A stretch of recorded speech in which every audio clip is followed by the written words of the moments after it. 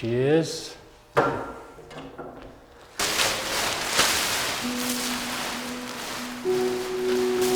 we go.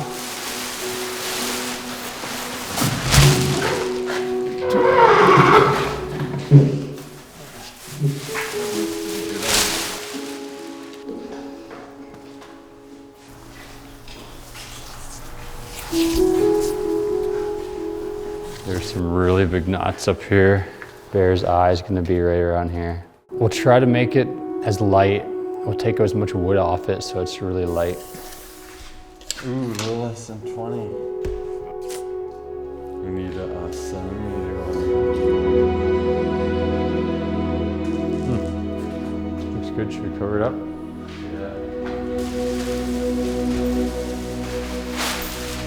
That's the story we got here, is a bear cubs. We got Raven with the person in Raven's tail.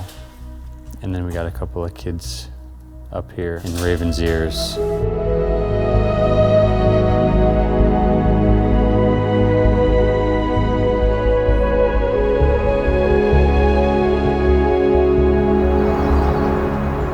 One summer, I attended a gathering. It was outside the Heritage Center, and the topic was boarding school children.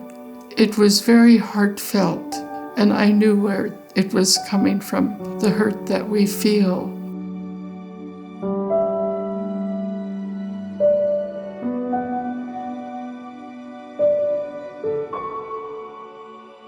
I said, you started a conversation that needs to continue until all of the children are brought home. There should never be a cemetery at a boarding school, ever.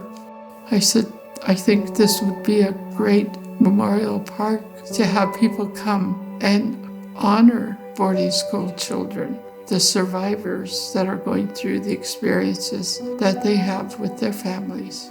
It made sense that a totem pole would tell the story.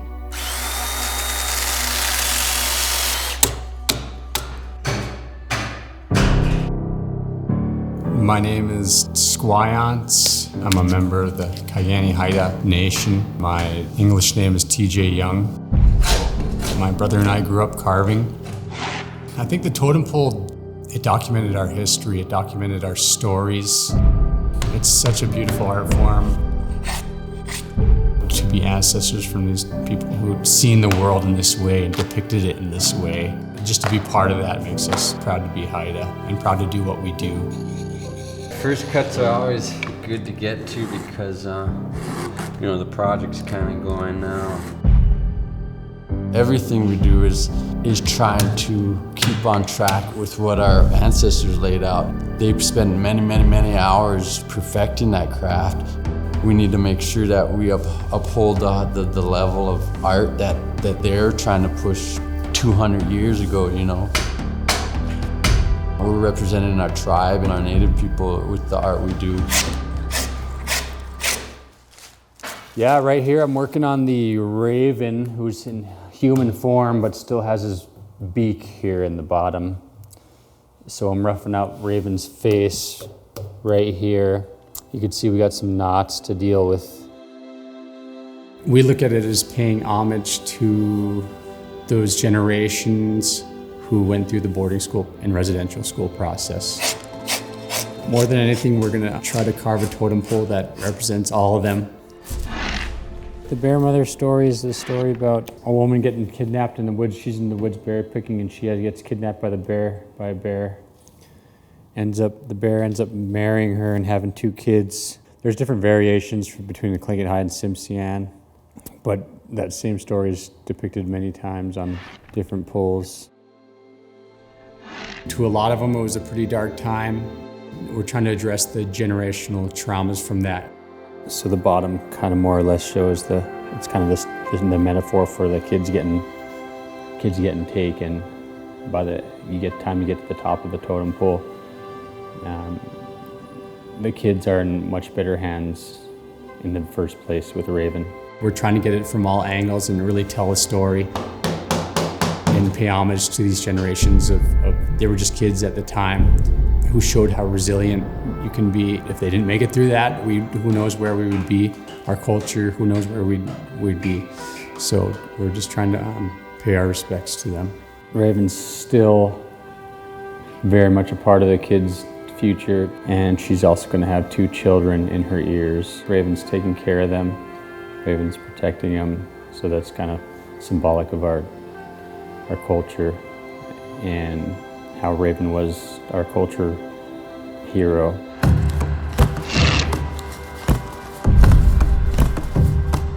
We've been drawing since we were your guys' age, and we started carving when we got into high school.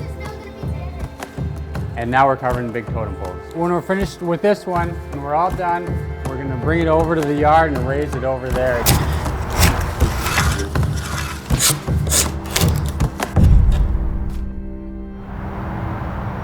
Our language and our culture is our birthright. It is our birthright to know our history. My name is Emily Eden Shaw. I am Yupik and Inupiaq. I have had the honor to live and work on the Dena'ina lands as the president and CEO of the Alaska Native Heritage Center.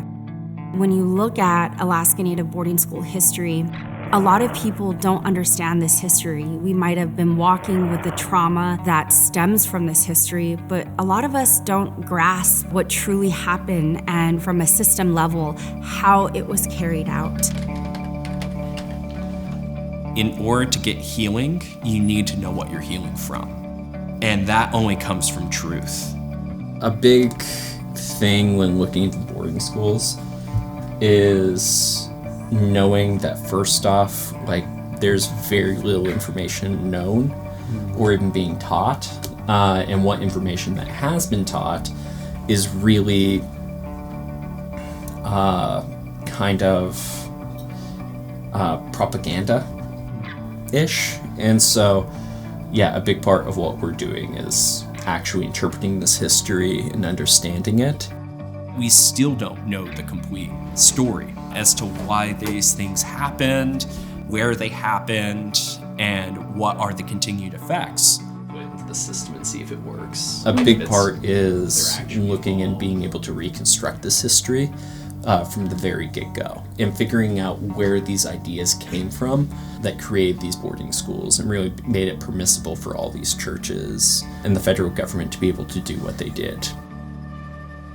Really starting off with Intercetra at the very beginning, and then going and tracking down everything that led to the boarding schools here in Alaska.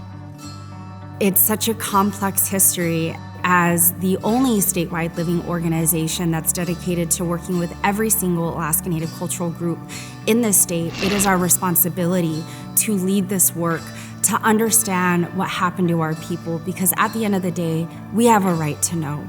It's not until we know that full truth that you can find full justice. It's not about just getting to the point of healing, but to bring a healing that lets our peoples thrive. So she was always doing interesting things in her life, never sitting still. We've all been touched by boarding schools. There hasn't been a Native person that hasn't. My grandmother, Margaret Brown, was from Saxman. She was Sanyaquan, Eagle Clan.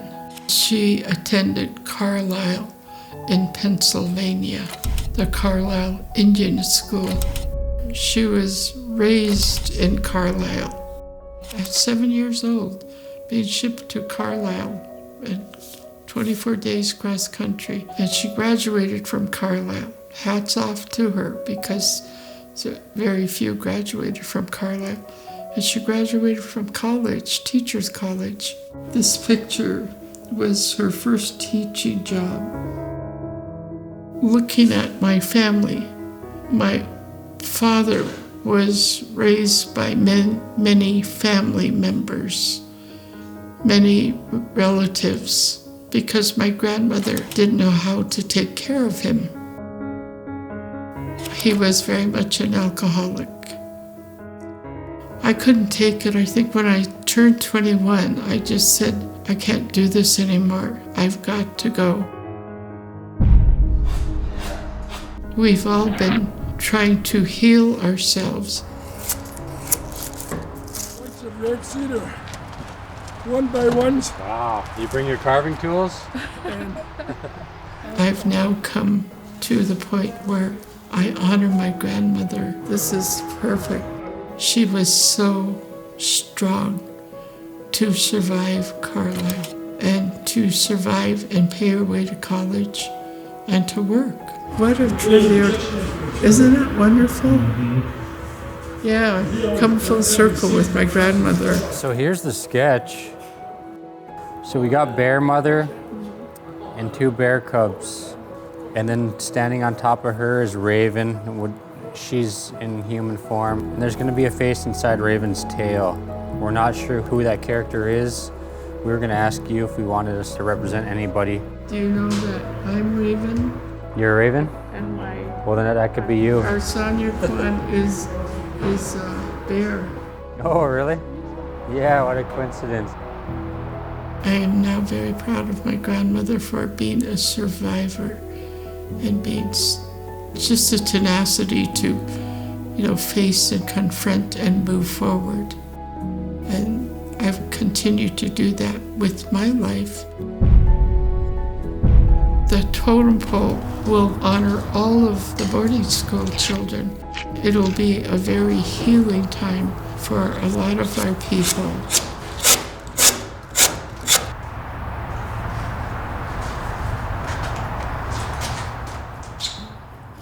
When you're carving like 5 inches away from it for a couple hours straight, you gotta step back for a bit. Yeah, just kind of have the ears will be matched up, but the humans might be, positioned a little different. One will be a female, one will be a male, a little boy and a little girl. Me and my brother, our current generation, we're actually living in a pretty privileged time compared to the last 100 years of our people. We didn't have a word for art. It was just in our everyday life. It's how we interacted with the world. I think it's how we paid homage to that little piece of the environment that helped sustain us for thousands of years. When you go back to European contact, when our tribe first started trading with the Spaniards and the English, our main thing was getting steel. And as soon as we start getting steel, we just flooded our villages with totem poles. There were some before. After we got steel, they just multiplied. We were always quick to use modern tools to preserve a traditional art form. We carved this for my grandma. This is our first totem pole. It's got an eagle and a beaver. And then this is supposed to represent my grandpa. He was a fisherman, kind of looking out into the bay, keeping an eye out. Our grandfather, his name was Claude Morrison. He was a well-respected elder and one of the last Haida speakers. He died in 2010 at 100 years old. He couldn't grow up to be a carver because it was, outlawed and discouraged. It wasn't an option. So I think for him to see us, his grandchildren, have that connection with the past artists, now we can start passing it on. Keep that legacy alive. I hope he'd be proud of us. I imagine he would be, so.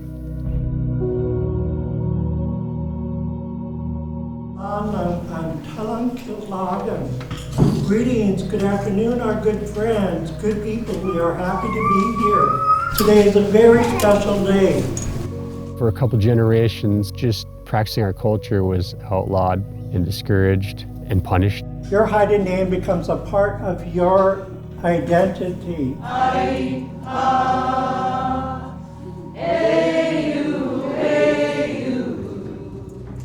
Her Haida name is going to be Yakchanas Platska, meaning determined Yakchanas. So I'll say it, you'll repeat it, we'll do it 3 times and it'll be official. Yakchanas Platska. Congratulations, Taikanisi, you are officially named.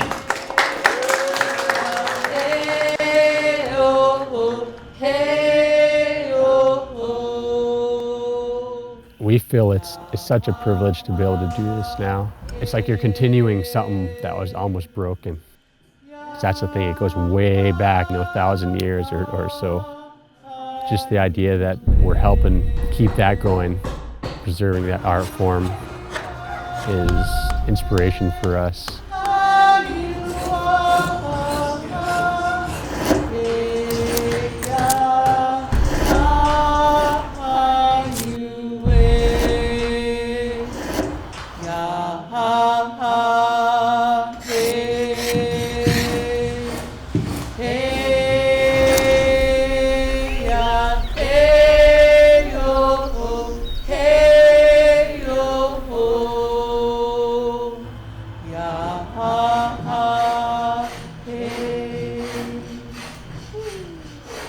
We called it a healing pole early on. It's like a physical representation of the healing journey between, a couple, two or three different generations. There's two children, a little girl and a little boy. It's okay to be who they are now. Maybe before, didn't know who they were, didn't know where they belonged in this life, didn't have a sense of identity. Now, they're okay with who they are. It's okay to practice their culture and embrace it and be proud of it. We talk a lot about generational trauma from the boarding schools. When you recognize that culture being extracted away from Native peoples is a main contributor to it, the only thing that makes sense is bringing that culture back.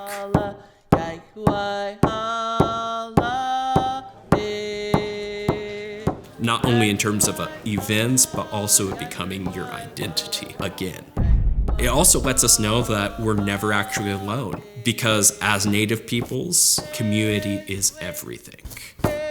Whenever you have that community and that identity, that's where you see not only healing, but also wellness.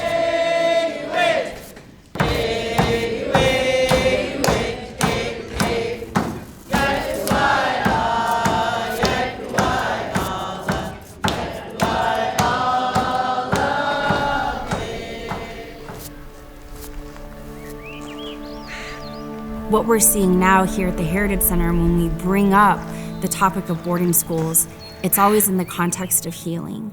We are in an era of healing. There is a lineage of strength that when you heal those who have come before you.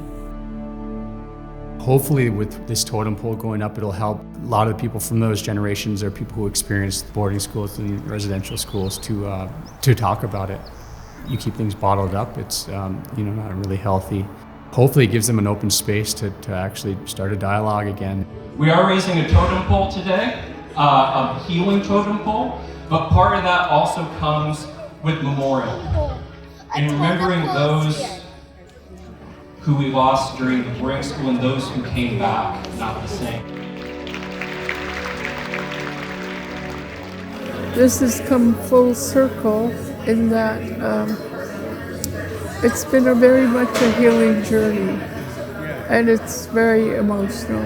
The reason why we are having this again is because it is healing, and the only way that we can heal is to remember together. Thinking of my grandmother, both grandmothers, Elizabeth Atkinson and my grandmother Margaret, it's such a tribute to our family and to all the boarding school children, including the survivors. And it's been a healing journey for my family here. So it really makes me feel happy that they're here to share this moment. When I see the many working hands that went into the creation of the pole, the idea of the pole, the teachings behind the pole, it's a great reminder that some things can't be measured. To see our community come together and to really champion behind the need for healing, there's no measuring that. I don't know if I even have the words to describe not only the symbol of what it stands for, It being a physical item that represents us taking back our own culture in such a way of healing, but also it being a symbol for the fact that 250 years of colonization isn't really what defines us as Native people. We have tens of thousands of years of ancestors that are behind us, leading the way. Both my daughter and one of the carvers' daughter, they somehow broke away from the crowd and they just put their hands on the pole. These two little Haida babies just putting their hands on the pole. I just had this moment of, this is our kids' new normal. Being part of something that's just so beautiful. The work that we're doing here is generational.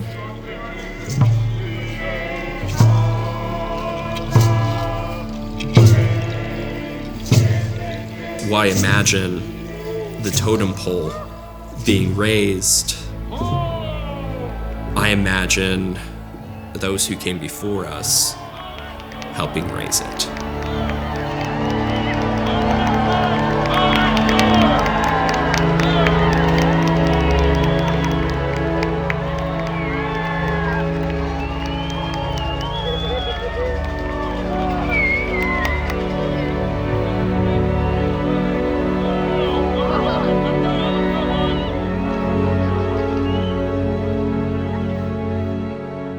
I can't think of a better way to honor them than to carve a totem pole that will be up for 120 years. Healing can happen, it is possible. This history that walks with us all, it's a part of our history, but it's not our entire story. And when we all come together, something larger than ourselves can happen.